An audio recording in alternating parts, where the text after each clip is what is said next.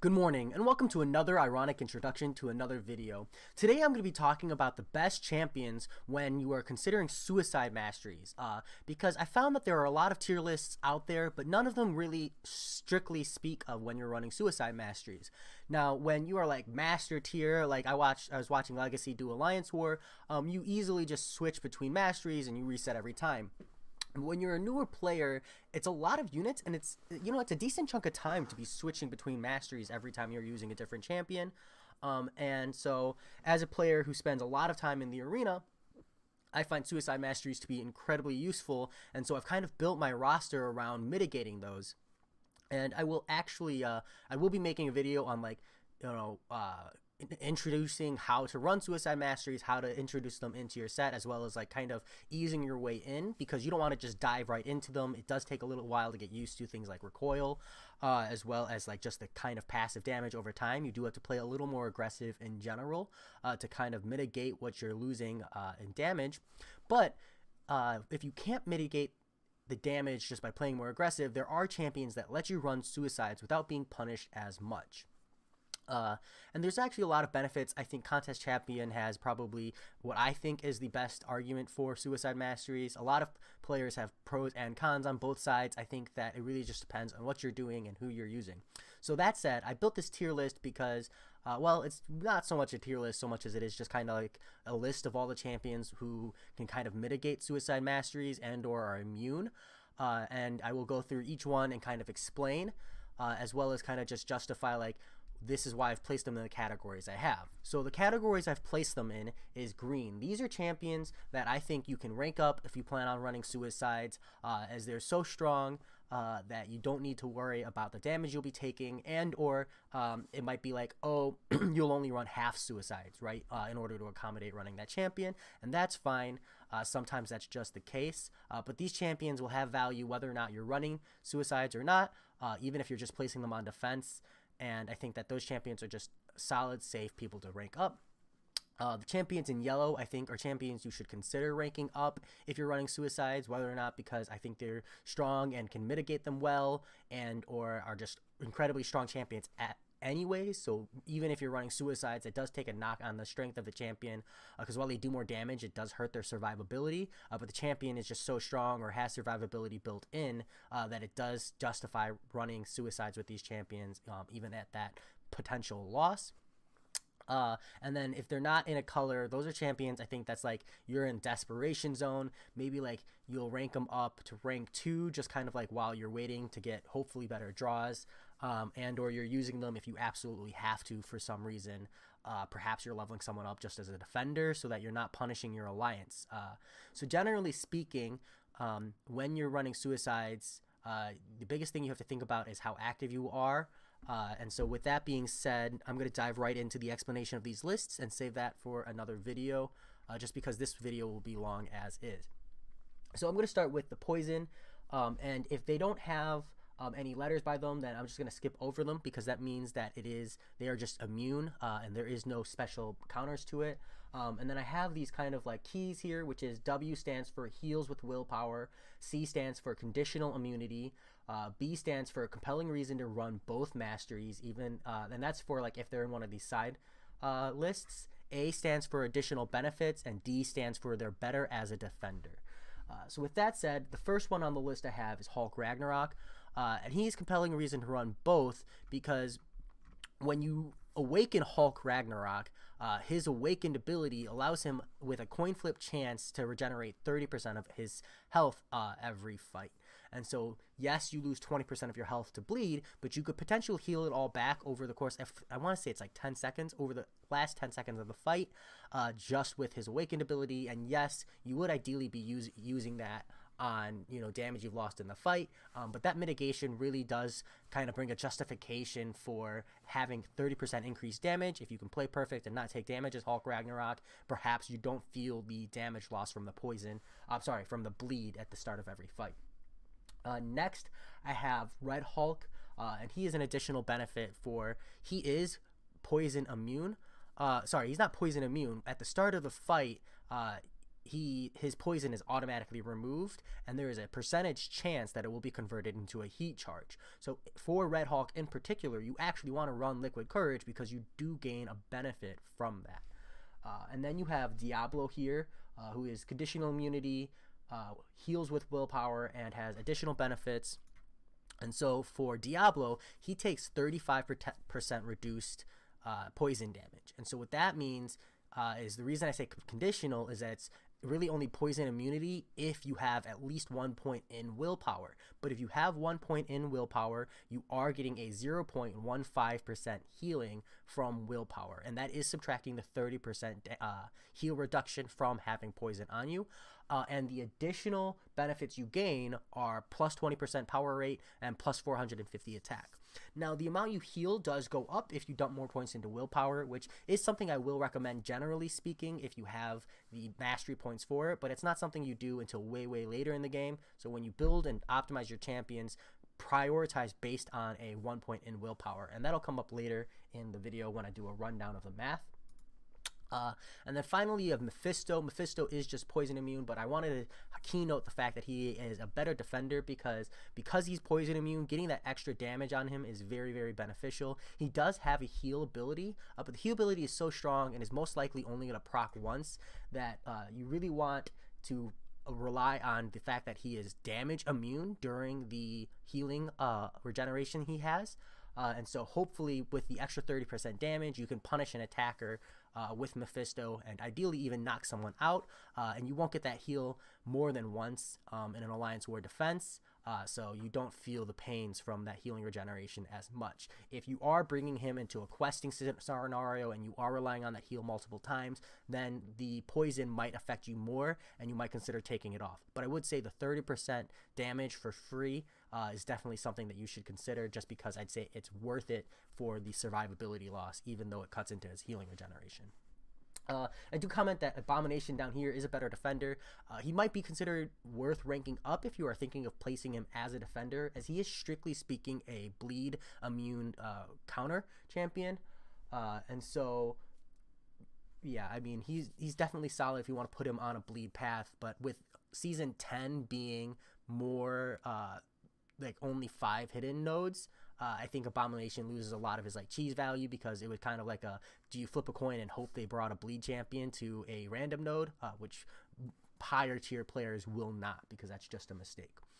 So moving on into the both category, and this in particular, I think these for the most part have like the better champions to rank up if you're trying to run Suicide Masteries long term like I am.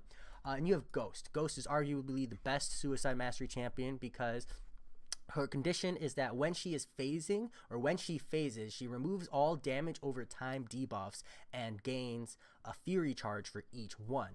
And so when you have poison and bleed on at the start of the fight, you can immediately phase and you will remove both of them and get 2 Fury charges. Or if she's awakened, you just start the fight with 2 Fury charges. You don't even have to bother phasing. And so that's the additional benefit, the condition, as well as I should comment that she, the note that I don't have here is R, which is only particular for her, as well as an honorable mention I'll have later. But for Ghost, if you phase when the recoil procs, you actually don't take the damage. Now, I haven't confirmed that yet because I just learned that from Legacy. Props to him. I'd love that tip. But I'm going to try it and see if I can mitigate the damage. But he says he can do it. He says he's done it. So that's definitely a nice tip to know, because recoil is definitely one of the worst parts of running Suicides. Next, you have Omega Red, and he heals with willpower from the bleed. And if you take a point and coagulate, he actually has 100% bleed damage reduction, and so he heals from all bleeds at that point, because you might find he does take damage from like higher dealing bleeds like Domino if you don't have that point and coagulate.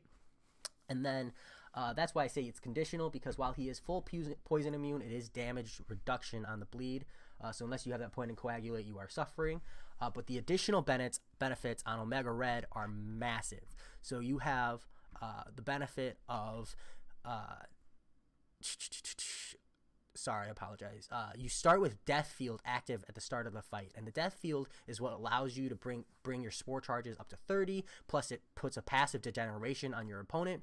For 16 seconds, your opponent is taking damage just by being close to Omega Red.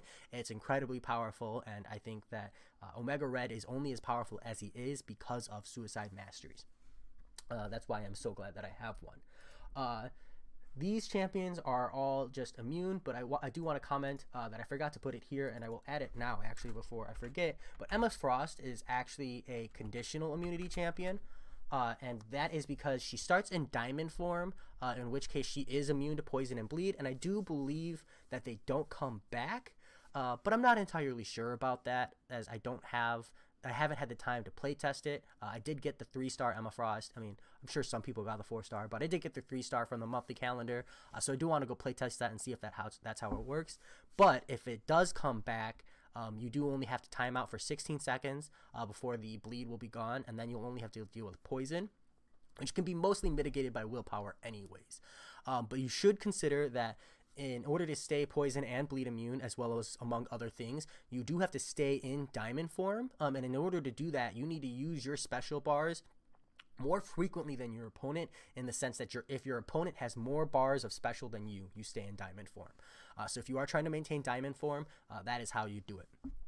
Next, I actually put Ronin and Blade here together. I put Ronin above him, Blade, just because I am biased, and I know that bias peeks through a little bit. But I'm actually completely unsure as where to place these two, as my Blade is rank 1. So I don't have the personal comparison to see how good these two are with Suicides. But Ronin, when you change into guard stance, removes a debuff. And from what I've seen, at least playing him a little bit with the small time I had Double Edge active, is that the bleed debuff is always removed first, because the poison is a permanent kind of passive debuff, and the bleed is timed. I find that it goes poison, then bleed, and then it removes the bleed first. So you do mitigate the heavier damage first, and you do have 16 seconds to do that, otherwise suffer punishment. But having a point and coagulate and having willpower active can really give you a lot more time to feel comfortable, and you'll only lose anywhere between 5 and 8% of health at the start of the fight, especially assuming you were playing very slow. But I think the other thing to mention is that if you do decide to take both Suicides on Ronin, which I do think you should, because while it alters his playstyle, because he does have an incredible set of specials, you do find yourself unable to use Special 1 or Special 2 without being incredibly punished. So just something to keep in mind. And I've been told that Blade's Awakened ability is such a big heal that it does mitigate the amount of damage you take from Suicide Masteries, but it is important to note that he does shrug off debuffs up to 95% faster based on current power, which means that if you do stick him on a Power Start 2 node as a defender, which he's not a great defender, but if you did out of desperation, say, he would shrug off the bleed debuff faster and would not hinder your alliance as much. Just something to keep in mind. And then Dormammu as a defender, I do know that he gains power or does something special when your opponents use their special bar, but I'm not quite sure why he's a great defender yet, as I haven't faced him very often, so that's something I'll have to see in the future. I place Nebula as a defender very frequently. I do this because she does get those cheesy 2 regenerations. I stick her on a recovery node, and then because I run Suicides, I think she does more damage than people are ready for. So with the regeneration and the extra damage from the Suicide, my hope is that she can kind of just cheese someone into some punishment, and they might get comboed out without even realizing, wow, I didn't expect Nebula to do that much damage, when her base kit is actually very reliant on stacking shock charges. And then next there's Dr. Voodoo, who is conditional because he actually isn't immune. He heals 12% at the start of every fight, where if you have Liquid Courage active, it's actually only 8.4% about over 10 seconds. But this really helps mitigate the Suicide Masteries, and if you're running Willpower and Coagulate, I do feel like you have essentially 10 seconds of free Suicide Masteries, and then you'll have 6 seconds of the bleed hitting you pretty hard, and then you'll only have to deal with the poison. And I feel like that is justifiably so little damage in the long run that he still makes the list, at least above these next champions. So next is Karnak. And Karnak is conditional because he has to be in awakened state. And if he is awakened, he shrugs off debuffs faster. So I'm not quite sure how much faster, as I don't have my Karnak awakened. So he might actually be higher on this list depending on how quick that is, because he does take 65% reduced poison damage, which same as Diablo means that he heals. And he actually heals quite a bit more, because Diablo's was only a 35% poison reduction and Karnak's is a 65% poison reduction. And I'm not even sure if that applies to the healing reduction as well, because if that applies to the healing reduction as well, he definitely heals a lot more. So it could be potentially that when awakened, he actually heals despite having both Liquid Courage and Double Edge applied. That's something I'll have to see or playtest with going forward when I awaken my Karnak one day. Next is King Groot.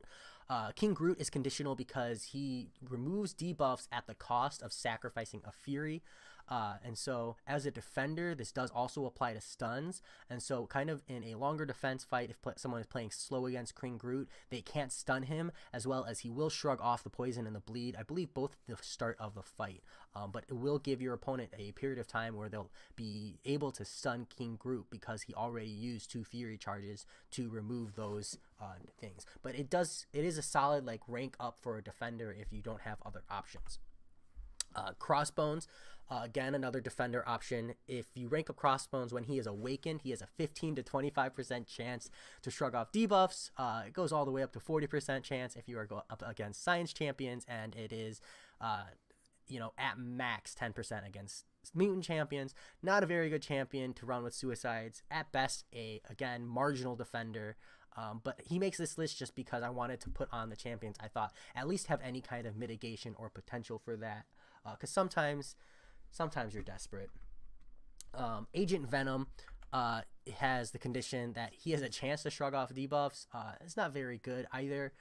But same reason for Crossbones. I did wanted to put that in there just to kind of have it. But as a defender, being able to shrug off debuffs does apply to stuns, and so there is kind of some mechanic there where you could just kind of roll the dice and get lucky. She-Hulk, this is a laughable one. When fighting against a Science Champion, she has a 65% chance to shrug off a debuff with each hit landed, which is actually pretty good when you compare it to like Aegon. I forgot to put a conditional here on Aegon. His conditional I will talk about in just a quick moment. But 65% chance on hit is not like the worst, but I definitely don't think it's good enough to justify using here. If she was a better champion as is, like at the tier of Blade, I think that there would be a conversation to be had here, but definitely just makes the list, as I wanted you to be aware if you have this champion and you're really hurting for that extra one, you do have that option. Unless I have Kingpin on the list here. I'm not quite sure if Kingpin's applies, but he does have a 50% chance to shrug off debuffs and gain a Fury. So that's the condition, and the advantage is the Fury. But I'm not sure if this works with Suicides, and unfortunately I don't have a Kingpin to playtest that. So hopefully someone who does have a Kingpin can maybe like tell me if you do opt to run him, or maybe you just run him in versus and you can notice it and see if it works. And then a champion that I did skip unintentionally was Aegon. Aegon's condition is that when he goes over a combo 5, with every critical hit, he has a 40% chance to shrug off a debuff. And the reason I still place Aegon this high is because Aegon is specifically used to clear Realm of Legends because of his ability to essentially one-man army it. And so you build your team around Aegon and healing him up regardless, like running the Heimdall synergy for the heal. And so losing damage to Suicide Masteries at the start of the fight is not as detrimental, just because the fights are so long and so reliant on you evading pretty much everything and taking no damage over the course of the whole fight, that losing 5 to 7% at the start of each fight is really irrelevant. So you definitely want to run him regardless. And he has value outside of Realm of Legends. I think that's really his selling point. Like when people talk about Aegon, what you talk about is speed runs. And I don't think when you think Aegon, you're like, man, I really want to bring that guy to Alliance War, because no one wants to spend their 3 minutes on their first fight building him up and then suffering when you make a mistake. Whereas in Realm of Legends, you can try over and over again, so you don't feel as bad if you make a mistake against Winter Soldier. Moving on, I have Corvus Glaive. And Corvus Glaive, like Ghost, is probably one of the best Suicide Masteries. I would make the argument that he should run both, and so I'll say that he does heal off of willpower from bleed, and that is because when he has Glaive immunity, he does not take damage from bleed, cold snap, or shock. And the bleed immunity is the 20 stacks of Glaive charges that he starts with, that you lose one every time you crit, and you do auto crit. And so essentially, for the first 16 seconds of the fight, you're going to be healing from bleed, and if you're running poison, the heal from bleed is actually going to override the heal from the damage from poison, because the two added together is greater than the amount of damage you're taking over every second. But also, even if that wasn't the case, Corvus Glaive is this high burst, short fight champion, and so you really want your damage to be as high as possible because you are getting auto crits. So that extra 30% base damage is huge when you're auto critting. And so even if he was taking damage over time, I would say that he was worth running both Suicide Masteries on just for that increased damage, because you're already hoping to not take any damage with him from attacks or blocking. You're trying to full evade, and then you're gonna end the fight so quickly that you might not even feel the full 16 seconds of the bleed. Next is Iron Man Infinity War. Iron Man Infinity War, his condition is that he is bleed immune so long as you have an armor up buff, which you do start with one. So you do start the fight and you do shrug off the bleed, but just do be mindful that you are not bleed immune permanently. So against someone like Domino, you could get bleed stacks on you when you have no armor up. Which shouldn't be too bad if you're really good with him as an attacker, as you will get those armor ups faster than you lose them, but just something to keep in mind. I do have Luke Cage on here. I'm not sure if the interaction with Liquid Courage causes Luke Cage to lose his invulnerability right away, which I really hope it doesn't, but my Luke Cage is currently not awakened, and if that does become the case, I will highly reconsider where I place Luke Cage on this list. But at the very least, if you are running only half Suicides, Luke Cage is top tier. I mean, I do feel like Medusa, Hyperion, Captain Marvel are also champions that you don't typically want to run both Suicide Masteries for, and there is a lot of benefit, to just running half the Suicide Masteries. I would make the argument that you get the most benefit from running the first half, and running the second half is really just you're not quite doubling your value because of the cost of recoil.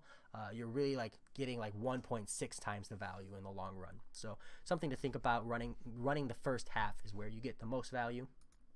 And then you have Thing, who is better as a defender just because he is great and incredibly fun mechanics. So if he's running unstoppable into someone with his special or just an attack, you want that to hit harder, make them feel the punishment. And as a bleed immune champion, he really doesn't feel that. I should say that particularly the bleed immune champions are stronger than the poison immune champions when it comes to running both Suicide Masteries, because the damage you take from Liquid Courage is less than the damage you take from bleed when you're running Willpower. And even if you're running Willpower and Coagulate for a poison champion, it's still more damage running a poison champion with double suicides than it is to run a bleed champion with double suicides. I do have the math to prove that here in a moment. So Rogue's condition is that she has a 65% reduced duration on debuffs, which is great if you're running Liquid Courage. running Double Edge, because you do still get that extra damage, but the duration is reduced. I forgot to do the math ahead of time, but 16 seconds cut by 65% is, I want to say 5 seconds. I want to say it's a 4.5 second debuff instead, which is really not a lot of damage, which would only come out to 5% damage, which is what you would lose with Ronin, etc. anyways. And I say she's a better defender because the 65% reduced stun duration, debuff duration applies to stuns, and so she naturally has Limber, and that plus the Limber Mastery just makes her an incredibly strong defender. Just kind of punch people in the face when they're not ready for it. If they can't intercept, this is a really easy way to knock players out. At higher tiers, she's less valuable, but in the lower tiers, she can really punish players for not knowing how to intercept. And then next I have Korg. Korg should actually probably be higher just as a defender, but I placed him lower because I feel like he's weaker as an attacker, as I don't feel like his damage output is super high. But I have him as better as a defender because he is well known as one of the best defenders, just because he does have an awkward playstyle when you are going up against him. And that's it. Korg is someone like Korg in the thing. In order for me to justify why they're difficult defenders, better as defenders, you really have to look up the guide on them, and those exist. Maybe I'll make them one day if the community wants me to, just because you want to hear my voice describe it, but I won't be telling you any more information, or if I did make a video, it would be because I feel like I had something insightful to add. So that said, this is the end of my tier list / like overall best champions. Hopefully Colossus sees himself way up here on the list in a few months, but at the moment he's still there at the bottom. I do have it generally tiered in the way I think it is in each individual category, but you should understand that unfortunately it's difficult to manage the tier list when you're intermingling. But for generally speaking, I would say in the green, you should go down the both line, with a couple exceptions of like Corvus Glaive being like somewhere here in the top 3, like easily, and then like probably top 1 or 2 in the over here. But other than that, I would go down the both line and then go to the bleed and then go to the poison when it comes to running both. Again, Hulk Ragnarok being an exception. It's just very difficult with the Suicide Masteries as there's a lot of complexity there. But now I'll go over the math, and if you're someone who's like, ooh, math, not excited, I do have it easy. And so you can kind of just like tune me out until I start talking about the seconds, which was the seconds will be easy to understand. But what I've done here is I've taken the assumption that you're taking max recovery. And the reason I take max recovery, well, first let me show you what the masteries look like. So the masteries for when you take Suicide Masteries, you have to have 15 points in the offense tree.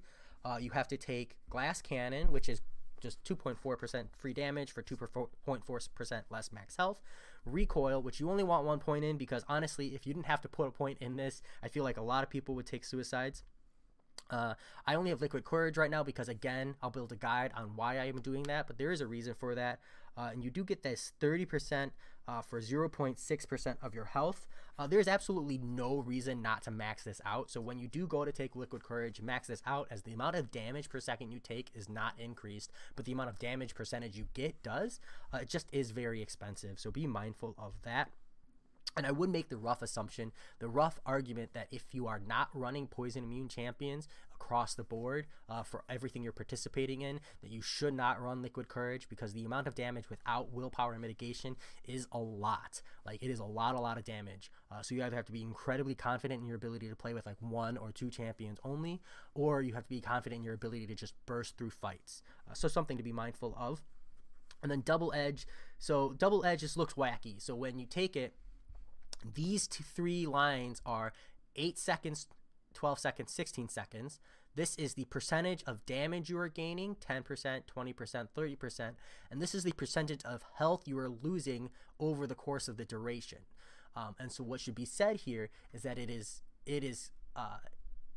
better to have this maxed out, just because at 10% bonus damage, you are losing 10% health over 8 seconds. Which translates to, I want to say 1.6%. I have the math here in just a moment. It translates to 1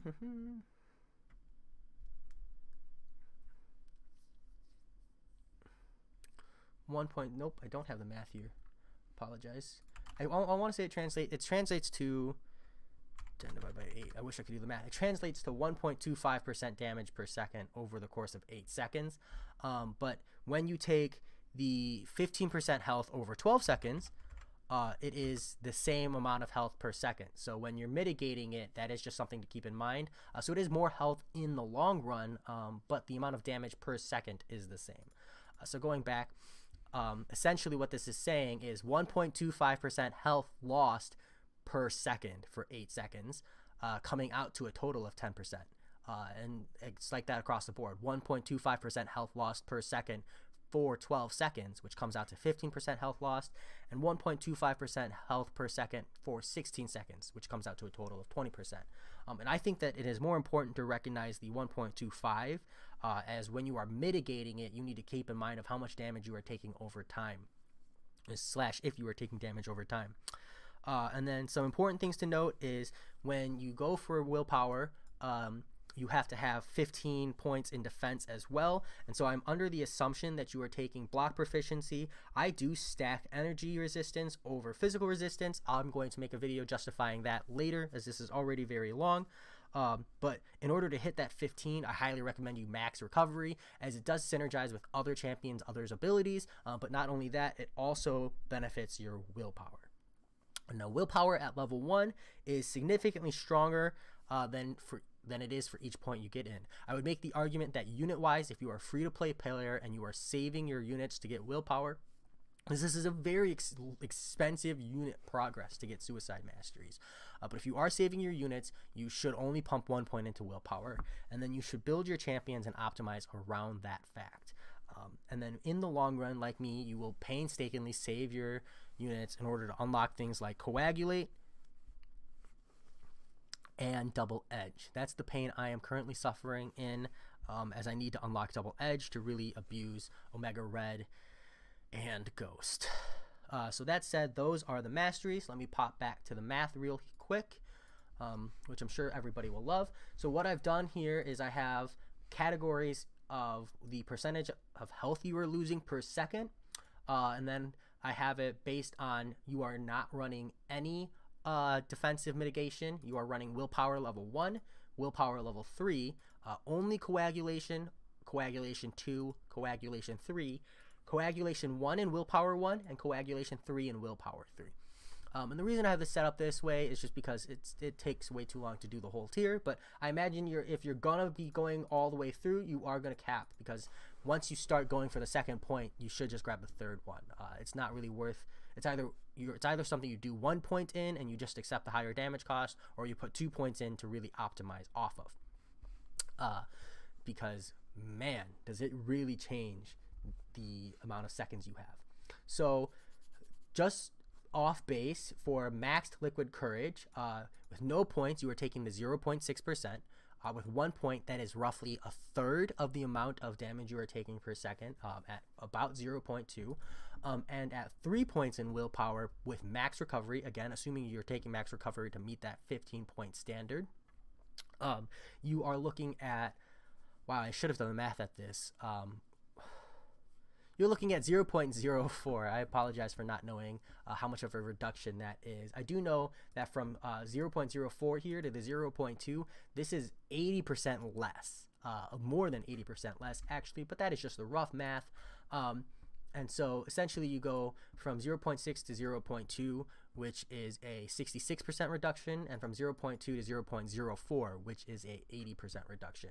So I do make the argument that if you can afford it, willpower 3 is worth it, assuming you have the extra mastery points, as you know, there are only a finite amount of mastery points, and as you dip into multiple suicide masteries, it does get very expensive in the amount of points you are locating to suicide masteries.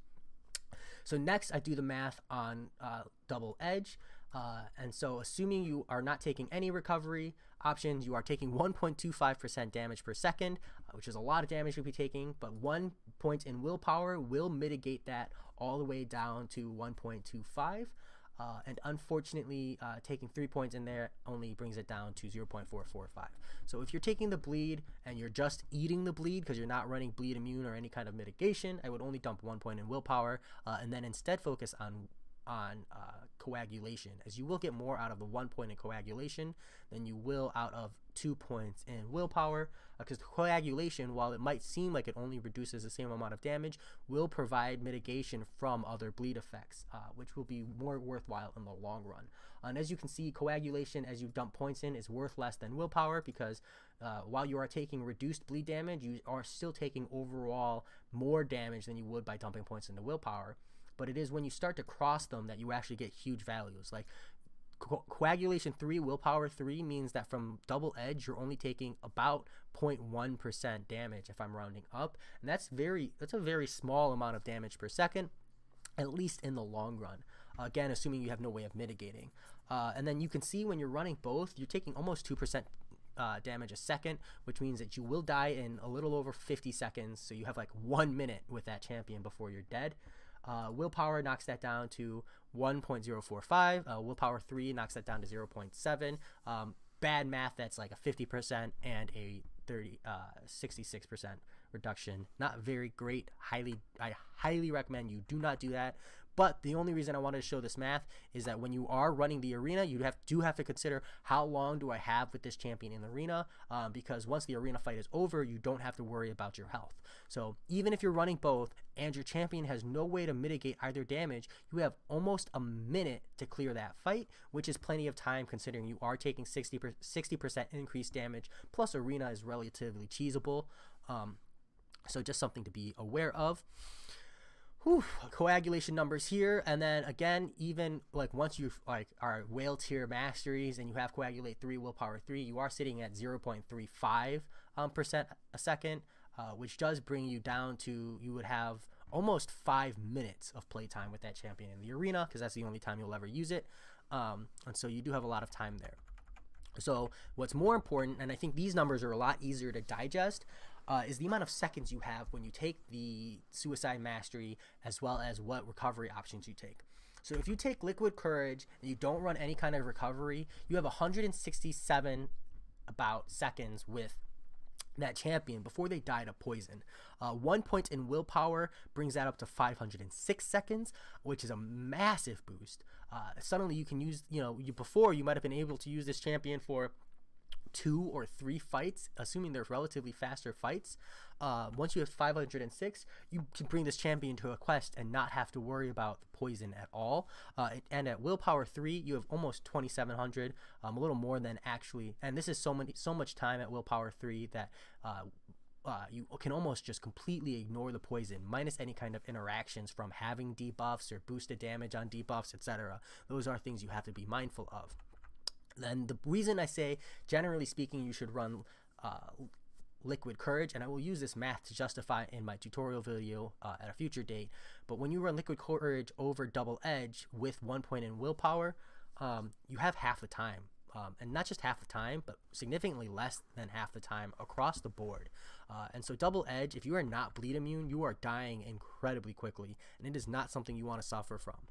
And at least until you find yourself at 1 point willpower, 1 point coagulate, it is at that point that it barely starts to begin mitigating out. And even then, this is something you really don't want to find yourself in a position for. The only reason really to do this is if you are running champions who benefit strictly from running both. Corvus Glaive, Ghost, Omega Red, Hulk Ragnarok, champions who you want to justify running both with, because you know the fights will end relatively quickly, so you won't be eating as much damage in the long run from like poison, etc. And so that's the only reason. I do think that the sweet spot is 1 point in coagulate, just because that tops off Omega Red, and then after that you really need to relocate those 2 points elsewhere. But that's not something I'll really feel like I can justify until I'm at that point in the game. And then finally, if you are running both, you can see you have a little less than a minute, which is fine for arena grinding. That is plenty. 1 point in willpower brings you up to over a minute and a half. Again, just kind of gives you that extra leg room in arena, as that's mostly where you'll be using this. Willpower 3 gives you a little more than 2 minutes, 2 minutes and a third of a minute, which is plenty of time for most content. If you're trying to bring this champion to maybe an alliance quest to tackle like a specific node, or if you're jumping into a dungeon and you don't want to be completely wrecked by running suicides, this is something to be aware of. Coagulate again shows that it does a little bit, but not nearly as much. Yeah, not nearly as much as willpower, but it is when you start stacking both that, like here, coagulate 3, willpower 3, you have almost you have 100 more seconds than from just taking poison. So definitely do be careful, in particular with Double Edge. I do feel like the Suicide Masteries themselves could be a little bit rebalanced, but I do feel like a lot of people go half very often, and so that's something to think about. That is where I'm at. If you have anything you disagree with, anything you feel like I should change, feel free to comment and let me know. I am a newer player, so this is just like the best I can do. This has already taken me several hours and lots of research, but I wanted to have this for myself so I could know who I should prioritize ranking up, as I do see myself pushing arena for a very long time, and with that in mind, I wanted to know where I should prioritize my champions, and unfortunately this kind of resource wasn't out there, so now it is. I hope you guys enjoy it, and I will talk to you later.